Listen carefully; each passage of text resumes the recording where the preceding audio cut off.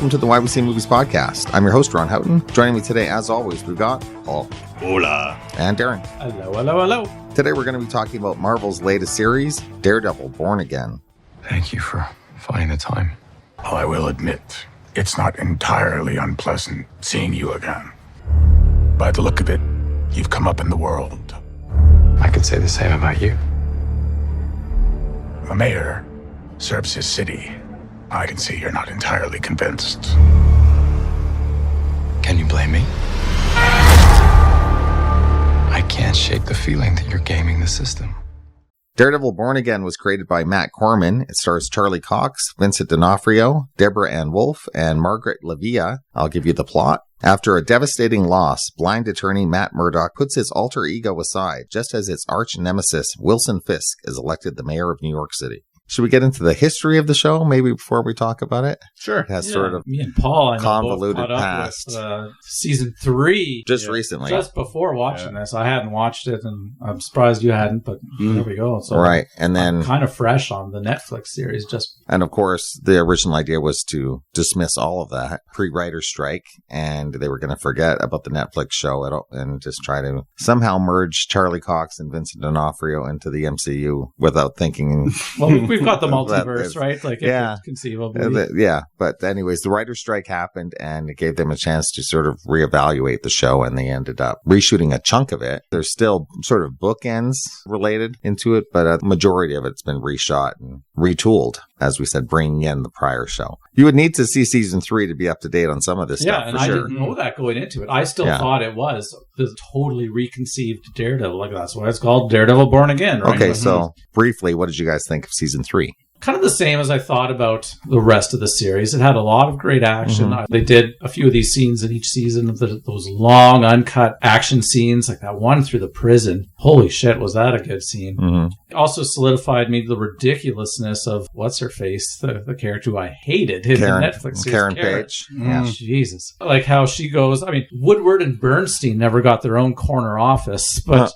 she gets on this newspaper for 2 weeks and she's given the highest position and with these great headlines plastered all over the wall.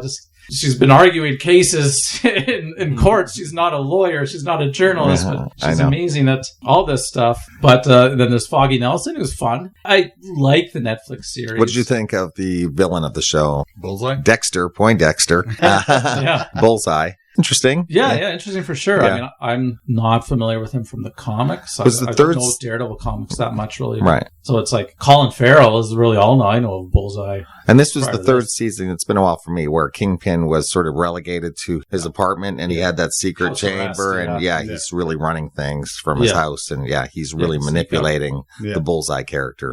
Manipulating the law, manipulating Bullseye. Right. Yeah. That all really worked for me. Vincent D'Onofrio has been so good throughout anything he's been in, which is more than just Daredevil now, of playing Kingpin. He's fantastic. And similar thoughts? I loved it. I mean, for me, Daredevil was the best Netflix show, hands down. It wasn't even close for me. And part of that is probably nostalgia goggles in that Daredevil has always been one of my favorite Marvel characters. So seeing him brought to screen with some really good quality, I don't disagree with you that the Karen Page character was a little bit all over the place. She's different than the comics in a lot of regards. I found it funny in that season 3 of the Netflix series was really the Born Again storyline from the comics, but they've then borrowed the Born Again title. I mean, Marvel, they've done that all the time with the movies and everything, right? Yeah. Where it's like, well, we like this title, we'll get the loose concept and we'll just apply it to the movie. So I just thought it was funny where I'm like, well, I mean, I'm watching Born Again right now, at least the seeds of the story anyways. And yet the plot of this run of comics works better with that title, so we'll just do it. I loved all the stuff with his mother in season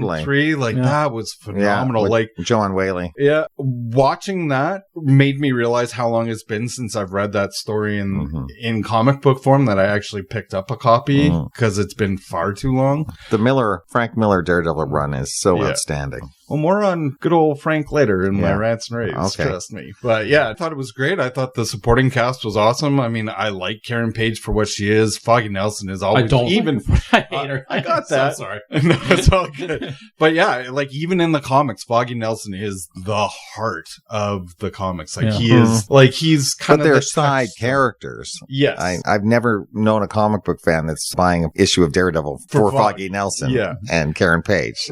Daredevil should be the star of the show. Yeah, Charlie Cox nails it, as you said. I don't want anybody else to play Wilson Fisk aside from Vincent D'Onofrio. He's masterful in the role and brings all the, pardon the pun, but all the weight and heaviness to the role that you want. Like he commands respect immediately. I was glad that this series gave me the excuse to finally finish season 3 because I think I just kind of petered out with the Netflix MCU shows as they went. After Iron Fist and Defender, it's like, I don't blame you. I always felt like I should go back and finish season 3 and I just never did. So yeah, this was the impetus to do it and I don't regret doing it at all. Okay, so yeah, that got you guys all set for the new season. I guess it's somewhat of a spoiler, but since it happens in the first 10 minutes of the show, first episode, I'm going to spoil some stuff for someone. I think it's hilarious that they had spent all this time retooling it to make it fit into the original series and then to kill off one of the primary characters, Foggy Nelson, in the first 10 minutes. Yeah. I guess that is the impetus of the show, but frankly, I never really understood the motivation that with the death of Foggy is so upset that he doesn't want to be Daredevil anymore. And I thought, if anything, he should be make him want to be Daredevil. Anyways, I didn't buy that whole process that he's so upset he doesn't want to be Daredevil anymore. Right off the bat, I think it's maybe the weakest series out of all of them. I think I enjoyed all 3 series of the original Netflix one more than this. I think the writing took a step down in this series to more conventional TV type characters and dialogue. That opening scene in the bar in the first 10 minutes, the dialogue stood out as pretty bad right away. And I thought the opening fight with Bullseye was a little CGE compared to some of the fighting before. I do love Charlie Cox and Vincent D'Onofrio against each other, but I think it suffers from the same problem that the Netflix series did, which is relying too much on side characters that just aren't as interesting as the main people of the show. We can get into that later. So yeah, there's good and bad for it. I thought it was okay, but not great.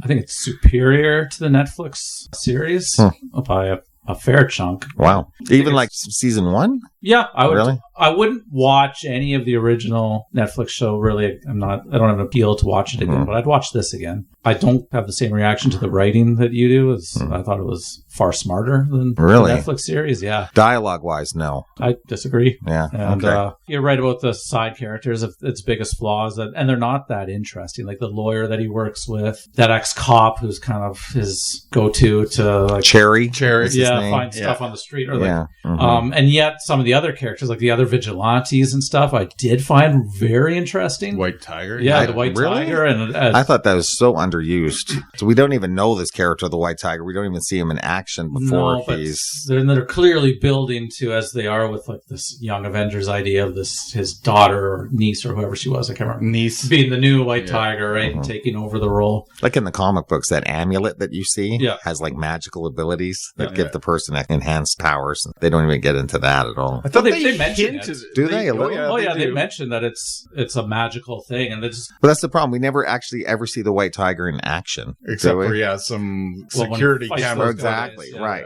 Yeah. So you don't really have a relationship with that character. No, and there could have been more to it, but for what he's there, like I thought he was fascinating and fun to watch, and I like this idea of these other vigilantes. It's a part of Marvel Comics I don't really know anything about, so I did really like seeing that. Even Karen was a big improvement for me in this series. Like somewhat, she wasn't doing that "I'm smarter than whoever I'm talking to" face that she was so good at doing in the Netflix series. But they didn't dwell on her as much either. She was toned way down, which was good. And when she was on screen, she was subdued and subtle. And I'll agree with that. John Bernthal, I really like. He's always been good. Yeah, and then I loved the Trumpian parallels drawn between the Kingpin and modern U.S. politics. And maybe it seems like an obvious thing to do with the show, but I mean, when they were writing and shooting this, he hadn't been elected for a second term yet, so it was very prescient as well. It works, done in such a realistic manner, like the Christopher Nolan Batman movies, that you could see it becoming a reality, right? Big thumbs up for me for this series. I liked it a lot. I side with Darren. I really liked it. I will agree with you that I was so ecstatic to finally see Daredevil swinging through the skies because we never I really love quite that. saw that. Yeah. But That's I was like, right from the comics. yeah, and I've been waiting to see it, but yeah, it had that little bit of a CG lens to it that I'm like, well, but this is TV, it's not a movie, so I'll let it slide, and I was just happy to see that. I was gobsmacked that Foggy bit the bullet, literally, as early as he did. Like, both Melanie and I were just looking at each other like, no. Good for them. Like, I love the parallel storylines between Matt and Wilson Fisk, like finding new roles, both being born again. There was one of the episodes later on where they were both in a fight individually in different areas of the city, but the way they intercut the fight sequence, it really was like a dance, like they were fighting each other. I thought all that was done really well. I thought it was really smart for them to bring Bullseye back because I did really like him in season 3. He was good, yeah. And he served the purpose that they needed him to, and Kingpin just always being that step ahead. And every time you think Matt's got the edge on him, you find out not the case. Or the other criminal minds, like whenever they think they're about to outsmart the Kingpin, I'm like, use your heads. Come on. He's anticipated this move. He knows what you're going to do. And the relationship with Vanessa, too, is interesting. Yeah, she's like... You're not sure if they were playing each other for a while. No, she's a great villain's wife, for sure. Yeah, she can be just as ruthless as he can. Yeah, and she was good in the Netflix series as well. Had less to do, but she's so well written. Get too spoilery, but there is that great moment where you find out what Fisk has done to her ex. Yeah. And Fisk is not a nice man. The outcome with that is brilliant too, where Fisk is. He's pure rage in this moment, and he just screams out, "Mine," laying down the law. I mean, you don't want to be that guy. No, it mirrors the card door in season 1. A little bit like that. Well, even more violent. Going straight from the Netflix to Born Again. One thing I did really appreciate is the fact that they weren't dancing around characters that they didn't have rights to mention, or where they would give a nod to certain characters. So if you knew your comics or whatever, it's like, oh, okay, they're talking about this. Now they can just outright say, hey, it's Spider-Man or whatever, or the use of White Tiger. And I just really like they could just reference whatever they wanted to. The candy box was open to them, to the point where we saw Camilla's dad in the bank from Miss Marvel. I thought that was so fun. Right. Like just that little bit of nod. Forgot about that. You don't need to know that that's who it is, but if you've seen the show, it's just that extra little nod that there is a wider universe out there. Little moments like that I thoroughly enjoyed it. I mean, on a rewatch, maybe the dialogue isn't as strong, but I thought the overall plot and storyline really worked. I thought it could have been cut down a few episodes, maybe down to 6. Would have been leaner. I like my stuff leaner and meaner, unless it's as richly written as Andor, which can sustain the 12 episodes that show does. Made me glad it wasn't the 18 they originally planned, though. Really. Well, who knows how? I think that counted for seasons 1 and 2. Oh, so okay. Seasons 2, I think, will be 9 again. So it could be 18 in total. Who knows what that plot would have been in that originally conceived version. I mean, maybe. I think it had to do still Fisk as mayor. And, they just retooled it to fit in the original series. To bring Karen back, I think, somehow. Yeah, I see. I don't know if Punisher was supposed to be in it originally or not. He doesn't play a big role, but nice when he shows up. Enough. The other major villain of the piece is sort of this sick villain at the end we get in the last half called the Muse. The serial killer. Right, who's making giant murals out of his victim's blood. It's sort of interesting. Also, really interesting character. Yeah. Fun. I guess coincidence-wise, I don't know if I quite buy the fact that Matt Murdock's girlfriend, Heather, is both psychiatrist to Muse and to Wilson Fisk somehow. Pretty convenient, but TV land. Comic book TV land, I guess you can accept it.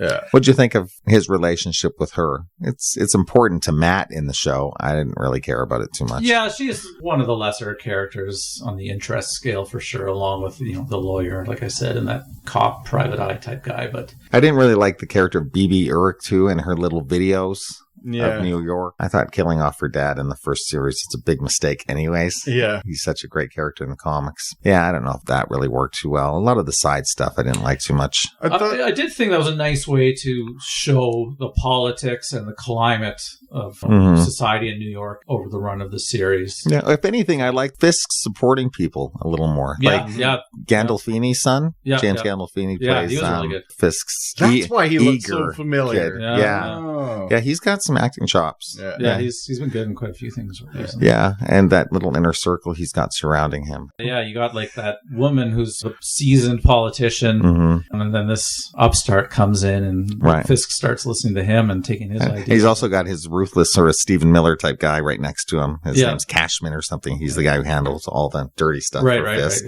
Right, and then you got the commissioner who's just watching it all happen, and he was a good character too. To him, the police commissioner, I liked him. Yeah, and all of it leads to a somewhat unsatisfying conclusion. It's definitely part one. Nothing is quite resolved at the end of the show. I do look forward to season 2. I'm going to watch it. I mean, I did enjoy it. It's just I didn't love it. The action sequences were likewise spectacularly directed, though. Like any fight scene. Yeah. Yeah. Oh, yeah. The shootouts. Like, I mean, then that apartment scene with him and the Punisher and all those guys. Or the church scene. Yeah. That was pretty harrowing. Great sequences. And even that, you mentioned the fight scene at the beginning of episode 1. Yeah, it was CG for sure, but also the camera moves in it would have been impossible with a real camera. And they did do it as a nod to the original Netflix show, all in one take, right? It was a great uncut fight scene, and I think you could only do it CG like that. That's not what I had the problems with. Yeah. It was just some of the clanky dialogue. It really just took me out of it. I'm not saying the dialogue in the original series was great, but it had a different feel to it. Should we talk about some somewhat spoilers in it? Sure. Okay. Like I said, it doesn't end. It's not totally resolved when it ends. We've got a few things still happening. Basically, Matt's made up his mind to go after Fisk. He still has an army, this crooked police force at his disposal. Punisher is being held by him at the end of it. Did you know there's a Punisher, those specials they've done, like Guardians of the Galaxy and Werewolf by Night? Their next one is a Punisher one. No, I haven't. Really? Yeah. Oh. So I don't know if it's going to be coming out in between these two series or not, or it's going to deal with Frank, maybe, what Frank does to get out of his situation, maybe. There is a cutscene in the credits that shows him getting out of the cage. Maybe I didn't wait for that. Yeah, no, he manipulates one of the henchmen to come come over to his cage, and he does what he needs to do to get out of the cage. Okay, so he's free. He's free. Okay, so I have to go back and check that. You couldn't wait to I didn't know I didn't know the show had post-credit scenes. You always have to watch for Marvel. I guess I do. It's Marvel. Yeah, that's true. Fisk is in control. He's just had that blackout. He's got that new policy on the streets, his sort of safer streets type thing. It's really stop and frisk or stop and Fisk, really.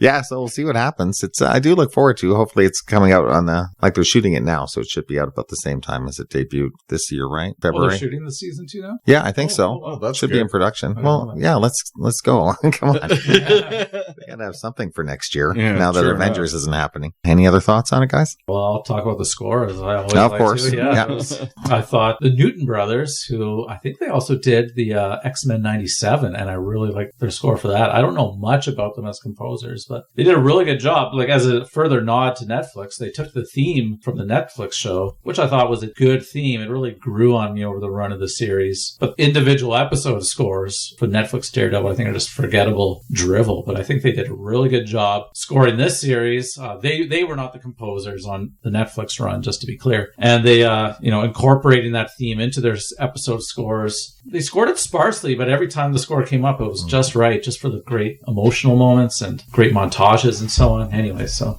I enjoyed the score as well. It'll be yet another MCU score that, thanks to Disney, will never see a physical release. Unfortunately, yeah. But anyways, Ron, like you say, you've never truly disliked something in the MCU, so even if it's like the lesser of your series, there's still a lot to like about it. Oh yeah, I liked it more than Echo and a few other things. So yeah, it's not the worst Marvel series, that's for sure. We'll get around to doing our ranking the Marvel series sometime. Yeah. One of these days. Okay. Anchors away, Secret Invasion. We're not going to have. We got Ironheart is next. It's coming out at the end of June, and then Wonder Man at Christmas time. Oh, I forgot about Wonder Man. Yeah, maybe we can do it in between that. So Ironheart's coming up that soon. I didn't know that. Okay. Yeah, the trailer didn't really do anything for me. But with Ryan Coogler behind it, I have faith. Yeah, that he's at least a producer behind it. That's what I'm hanging my hat on to. I'm hoping the series is better than the trailer. Yeah, me too.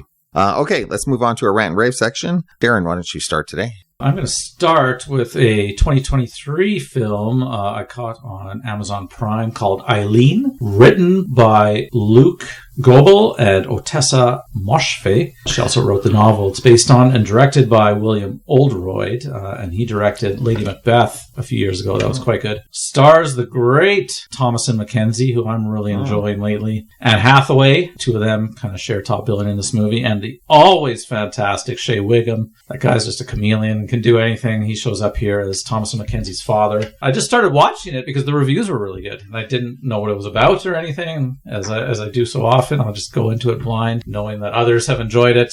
It's really about Thomasin McKenzie as this young woman who's taking care of her dad, the ex-sheriff or ex-chief of police in this small Massachusetts town. This is the 1960s, by the way, and he's now a retired drunk, and she's just kind of keeping him alive as he drinks himself to death and runs out in the streets and fires a few bullets out of his gun once in a while. And she works in the prison in a small role where then Anne Hathaway comes in, and she's a new psychologist working, and not a prison, I should say. It's like a juvie hall. It's a youth prison, so these are all kids. We get a backstory about one or two of the kids and their families, but it's really about Thomasin McKenzie's Eileen and her growing admiration and attractedness towards Anne Hathaway's character. They're growing to like each other, and you're really starting to see, is this going to be a mutual lesbian relationship, or is the Anne Hathaway character manipulating Eileen in some way, because she is fairly naive. And I was really enjoying the movie, and then it took a complete 180, and I'm not even a hint at what happens here. Just aliens invade. I was taken aback and didn't see it coming. Absolutely loved it. It was such a change. It became like this weird, almost like Carol, this sort of period relationship movie, and then it became more of a femme fatale film, and I'll say no more than that. Wow, did I really like this change in it and the plot twist. If that recommendation hopefully will get people interested in watching, because I don't want to ruin any of what happened, please just check out Eileen. It's on Amazon Prime. I thought it was really good. And great cast, great performances, great writing. I will follow that up too with going back a few years to 2014, a documentary that I saw on Tubi called Lost Heroes. It is about the history of Canadian comic book superheroes. I saw Captain Canuck, and even going farther back than him. Someone mentioned this on Facebook and said, watch this really good movie on Tubi about lost Canadian comic books and so on. I thought, sure, that sounds really interesting. It starts in kind of the World War II era when, and I didn't know this, but I guess the Canadian government during World War II, just as a way of conserving resources and keeping things internal, they banned the import of American comic books. And so there was no stuff from DC or what was Marvel called back then?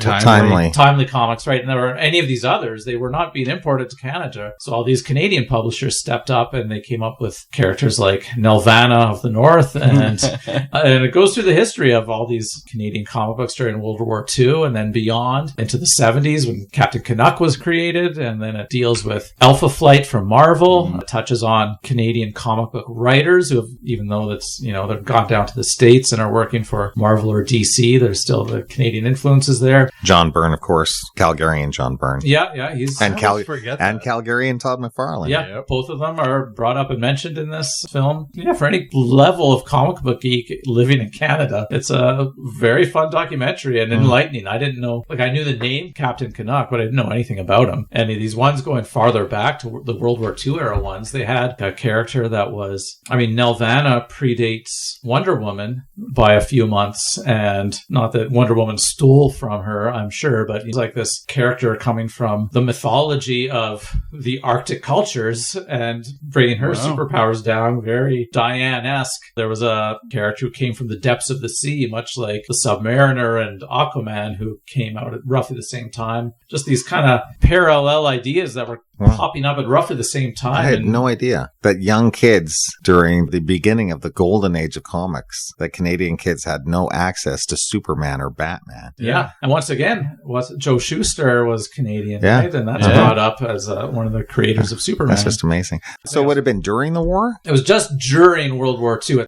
Canada was in from the get-go with Britain, right? Like our war experience is different than America's war experience. So it was probably 39 when those well, that's when Superman debuted, right? Yeah, and it was, it was just expensive to import those to Canada, and they, there wasn't a banning the content thing. It was just, or like promoting Canadian content thing. It was economically more feasible just to, not import these seemingly frivolous American things when. Wow. That's funny to me. Huh. Anyways. Yeah, I had no idea. Now I really want to watch this. Yeah, great documentary. It was a lot of enlightening stuff in there. I had no idea this aspect of Canadian comic book superhero culture. So Lost Heroes is the name of it, and it's on free service Tubi. So anyone can check it out easily. And I know you guys are not going to waste any time watching it, and other comic book fans who aren't knowledgeable about this stuff, I highly recommend it. I love finding out little nuggets like that. That's awesome. Okay, Paul, what do you have today? The first thing I'm going to talk about is something that has reintroduced itself back into Melanie in my life, the Calgary Comic Entertainment Expo. Oh, of course. So this year, all the construction around the site has finally finished, so everything's under one roof. Previously, if you're not native to Calgary, you wouldn't know, but you had to go between about 3 different buildings if you wanted to see everything. But now they've redone one of our conference halls, and it's a big, beautiful hall with a lot of extra space, so it's nice that it's not such a cramped space. My company did the exteriors of that, by the way. Ooh, fancy. Well, I appreciate the exterior. I am an architecture guy, so it's a great welcoming space that, like in the old halls, it used to be hard to find a place. You're on your feet all day. You want to just find a place to get off your feet. There's a lot more space to do that in this, but that's not what people want to hear me talk about. Unfortunately, Charlie Cox was supposed to be there and canceled for the 3rd or 4th time. A couple years ago, he was supposed to be here with Vincent D'Onofrio, and I think they might have both canceled that year. So I don't know. He just doesn't like our city for some reason. I'm going to rapid fire I hesitate to say lesser panels that we attended, but probably for our audience, the least interesting. Has Been Hotel, which is like a YouTube animated musical series that's a lot of fun. We saw a panel from the Teenage Mutant Ninja Turtles movies, and it was really interesting because it was voice actors, stunt actors, and actual actors, which it was kind of funny because the actor that was cast as Shredder for the second movie, he was all excited because he didn't know what Teenage Mutant Ninja Turtles were, but once he found out, oh, it's martial arts and this, he's like, oh, it's going to be great. And then he found out that, no, he's going to be wearing a mask, it's going to cover his face, and that he's not actually doing any of the martial arts. He's the bad guy that's pointing his henchmen to go do the bad things,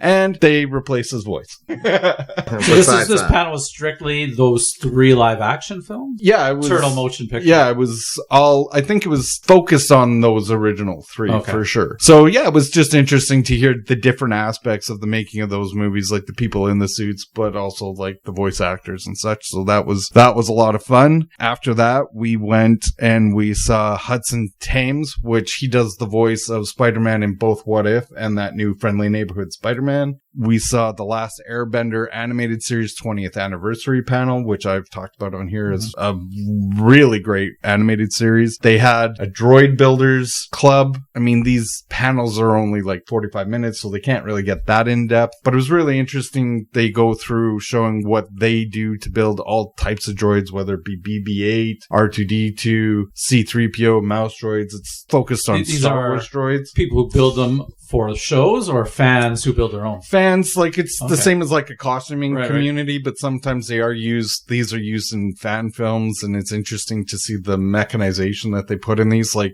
cool. The C-3PO that they had in this room looked like it was screen accurate. It's incredible. Yeah. But it's funny, you're looking at this R2-D2 unit that looks like it could be on the set, and they just pop the head off and it's all just like a wood structure inside and all. So it's interesting to see all the servos and everything like that. And then we also saw a panel with John Boyega, so it was really interesting to hear him talk about not only his Star Wars career, but also his upbringing in London and the influences from around there. So, and really just a really genuine, engaging guy, like just really, really fun. The big hitters that we saw, Helen Hunt, she was there more for like her Twisters fame. Mm-hmm. It was really interesting to hear her talk about, like, I was a huge fan of Mad About You back in the day, but it was also interesting to hear her talk about working with her father, who was a director in the industry as well, who actually also directed one of the episodes of Mad About You, which was interesting to hear that experience. Another really good one was Michael J. Fox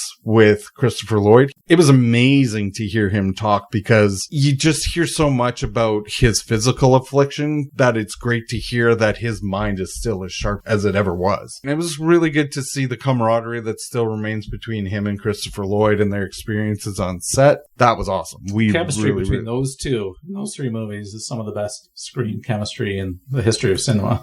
Yep. And then we sat in on a panel again, unfortunately only 45 minutes long, but with the Frank Miller, the creator of Born Again, the Daredevil comic book. And he's just such an interesting guy to listen to, just his creative process, his influences, where he gets the ideas for these things and what he was told to do and how he's like, well, I'm just going to do this. And how he really just kind of like what he did with Batman, where he just deconstructs these heroes to their essence and then tells a very different story to what has come before. So he changed comic books forever. Yeah, absolutely. Without a doubt. He's one of the most influential people in comic book history. Yeah, like the word legend gets thrown out a lot, but he is far and away an absolute legend in the industry, and I could have listened to him talk for hours. Not many people know names, aside from Stan Lee in comic books. Right? Like, how many people could name the two creators even of Superman? Yeah. Right. Or, Bob Kane is maybe a little more well known, but yeah, I think. And Bill Finger. Yeah. Yeah. People really know Frank Miller. I think he's one. Yeah. Totally. Legend is up there. From 300 to Sin City to his Daredevil work, The Dark Knight Returns. He changed Batman. Our concept of Batman in the movies wouldn't exist without Frank Miller. We'd still be dealing with Adam West. Right. With the Neil Adams transition in the middle, but still. But yeah, so no, it was really awesome to just hear him speak, because I've actually never really seen an interview with him or anything like that. Yeah. He's super articulate and passionate about his influences. Yeah. Like he loves all that pulpy, hard-boiled noir, all those Raymond Chandler books and stuff like that. He loves Japanese cinema. Yeah. That comes through his work a lot. That would have been the panel I was most excited for. Yeah, I was really glad he didn't cancel, because the unfortunate nature of these conventions is sometimes, less so with comic book artists and writers, but you get these big announcements of, like I've said, Charlie Cox. He's canceled 3 or 4 times because they get bookings for a movie or TV that is going to pay them a lot more than what this convention is. A weekend in Calgary. Yeah, exactly. Did Miller do a signing? He did. That was a little extra. You had to pay. I didn't even look into it, but yeah, he had what they called like a special event afterwards where you could go up and you could meet him and he would sign things and whatnot. So I didn't do that, but I was just happy to listen to the wisdom of the man more than anything. Just to round everything out, we actually got to meet Adam Savage of Mythbusters fame and used to work at Lucasfilm on the model props and everything like that. So watched his YouTube channel as Melanie was getting her costume ready for the expo, and just a really super engaging guy, like not one of these celebrities that just kind of like, yeah, nice to meet you, whatever. Like, we bought a cheap $10 temporary tattoo so we could go up and talk to him, because these guys are there to make money. And so I just introduced us by saying, hi, we're the cheap asses that just paid $10 to talk to you. And he's like, just laughed it off. And we're talking to him for easily a couple minutes, and just a really nice guy that you could probably sit there and talk to for like hours. And he would just, his enthusiasm rubs off on you. So that was really cool. And then we ended up seeing his panel later, and he's just such a well-spoken guy and well-versed, very much into supporting others in comics and prop making and costumes and that kind of stuff. So he's just a really, really engaging guy. Just all around another successful 4 days at the expo. Did you both cosplay? Yeah. I went as Han Solo because I'm lazy and it was a costume I had. And Melanie worked really hard on a costume out of one of the more recent Star Wars games, Kay Vess. She's an outlaw from the game Outlaws. So just an awesome weekend spent with geekery. So yeah, I blabbed on enough. So what do you got, Ron? Okay, I will do, my first one is a co-review with you. You already talked about the first season a little while ago, but it took me a while to catch up with the animated series Invincible. That's on Amazon. They're at season 3, just finished off not too long ago. This was created by Robert Kirkman and Ryan Otley, with the voice talents of Stephen Yoon, Sandra Oh, J.K. Simmons, Walton Goggins, Gillian Jacobs, Zazie Beetz, Zachary Quinto, and Seth Rogen. Okay. Yeah, I don't know how strongly you recommended season 1 on it, but obviously not strongly enough.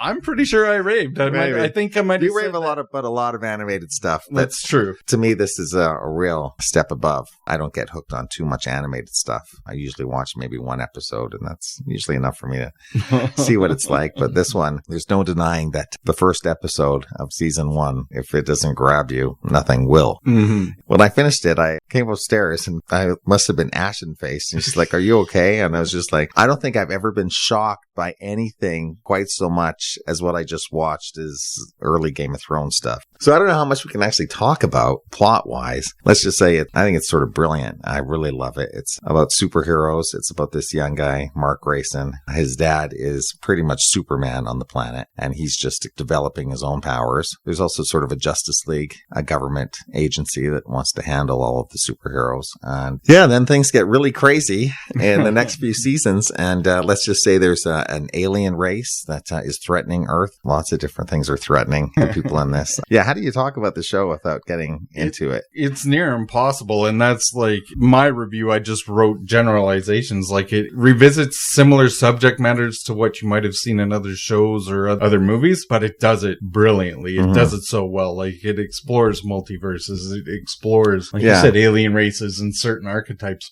And the violence is, maybe it's gratuitous, but it sure serves a purpose. You know what I mean? I don't think I've ever seen anything superhero related that really gets into the absolute devastation and effect that these people could have on your planet if they chose to act Unleash. out. Yeah. It hits you pretty hard, some of the scenes. There's moments where it's particularly trying to upset you and disturb you, and it works really effectively for an animated show. For a bright, colorful animated show. It's almost misleading because it is so colorful, but it's under the radar, right? Just can't get into why I love it so much and the dynamics of the show in case you are a new viewer to it, because I would hate to spoil what happens if you don't know. Well, and they do a really good job of, there's certain superhero archetypes, but they've done a really good job of either reinventing that a little bit. We do get some really inventive new versions of superheroes too. There's a special on one of the characters, Adam Eve, which is really worth checking out, and obviously focuses on her, and she's very integral into the main character's life. I love this show too, and once it's released, I just have to devour it. As we've talked about before, there's usually a little bit of a spacing between seasons. And so much more to come, it seems. I checked into the comic book run by Kirkman, and I think I heard that there could be a possible 10 seasons of the show. If they're of this quality, I hope so. Well, and funny enough, I kept seeing collections of Invincible, the comic book, when we were at the Expo, and I came pretty close to coming home with them a couple times. So, I mean, so much has happened. It's hard to think about how much more could happen. I really look forward to it. Everything with Alan the Alien, I really like. Yeah. With Seth Rogen. He's a great character. And the demon character, but we've hardly ever seen much. You know, seems to be playing a big role soon. He's very interesting. There's all the novels that his father wrote that seem to play into something. There's secrets in there. I can't wait to see where it's going. Well, and the stakes seem real. Like, it's not a fluff show at all. No way. These stakes are real, and characters' lives are at jeopardy. And there's times you're sure that your lead character is not going to make it out of this. There are times where, they bring back characters that I thought were for sure were gone. But that's allowed because there's devastating losses as well. Anyways, fantastic show. Really great. I don't get on board with a lot of animated stuff like this. Love it. Check it out, Darren. You guys are really twisting my arm. You watch a lot of animated stuff, and believe me, I think it's better than some of the stuff you watch. Yeah, well, it sounds interesting for sure. Check it out. Like I said, that one first episode, if that doesn't get you.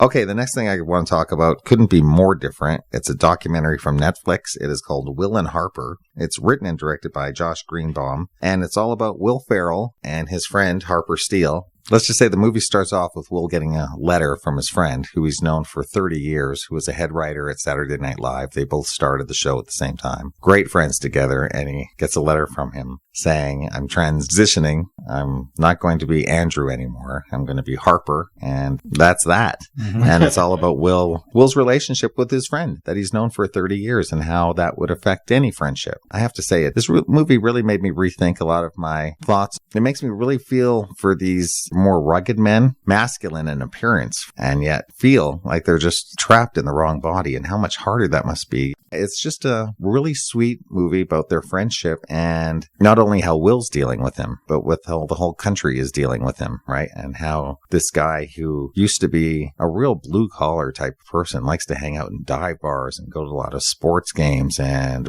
NASCAR, is now a woman who stands out. There's no questioning that this is a transgender person. And I've seen plenty of footage. Right. And this person how does that person go back into that sort of environment when you know you're not welcome? But you're going to be ostracized. But that's where she fits in the best. So it's really... Her interests are still the interests. Absolutely. Right? So anyways, it's a really thoughtful, touching documentary. There's some nice moments in it with Will. It's funny too. I mean, you can't help Will Ferrell just being naturally funny. Yeah, and it's a road movie. It's all about them going across the country, which they used to before when they were buddies, and now they want to redo it again and go to all of these familiar stops and see how she fits in now. Yeah, this has been high on my to-watch list for a long time, because as much as I'm not a fan of Will Ferrell movies a lot of the time, I find him genuinely funny and engaging, and this just looks like such a important topic to explore and a different aspect of it. And I personally always find it helps understand a subject matter better if it's humanized rather than something that's just ripped from the headlines from somebody else's perspective. Absolutely. I've seen some transgender movies before that didn't make me think about the situation like this one. The documentaries always cut to the chase. Person, right? Yeah, absolutely.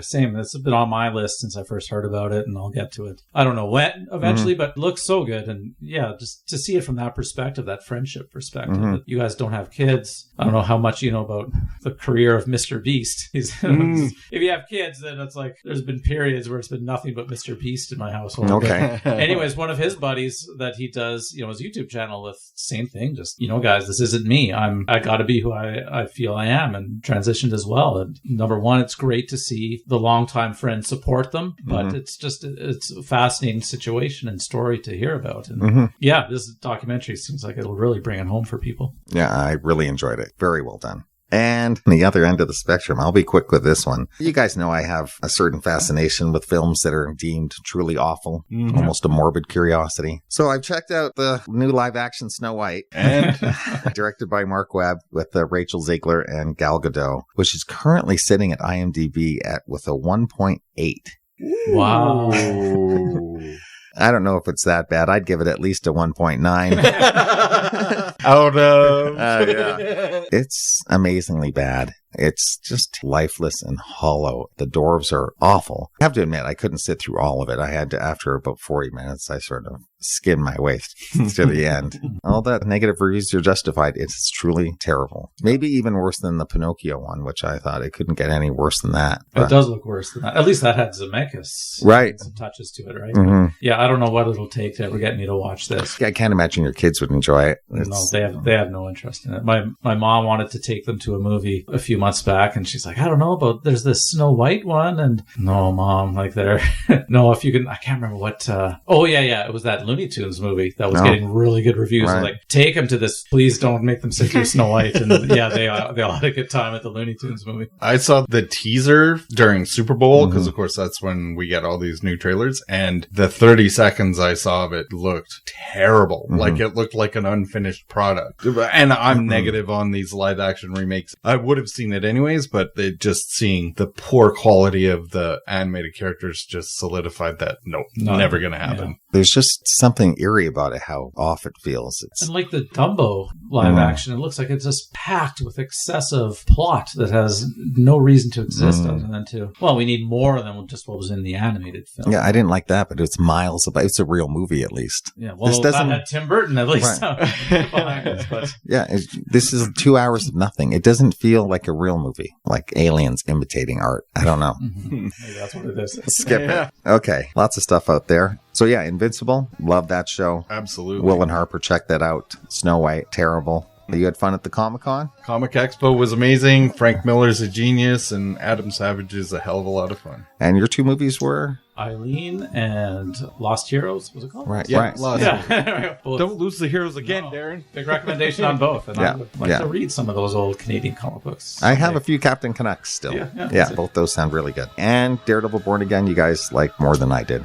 Yeah, big thumbs up for me. Thumbs up for you, though. Oh, yeah, thumbs All the up for same. sure. Just, I wish I would have loved it. I wish you would have too. Thought I would have. Okay, that's it for today. Next time, we're going to be back to discuss. We have a few topics, either Mission Impossible, the new one, Mickey 17, Sinners is getting a lot of good reviews. Until then, you can give us a like and subscribe to our Facebook, YouTube, and Instagram accounts. And if you want to search out our past reviews, you can look up a film on our website, whyweseemovies@libsyn.com. Thanks for listening and take care. Farewell. Ciao, ciao.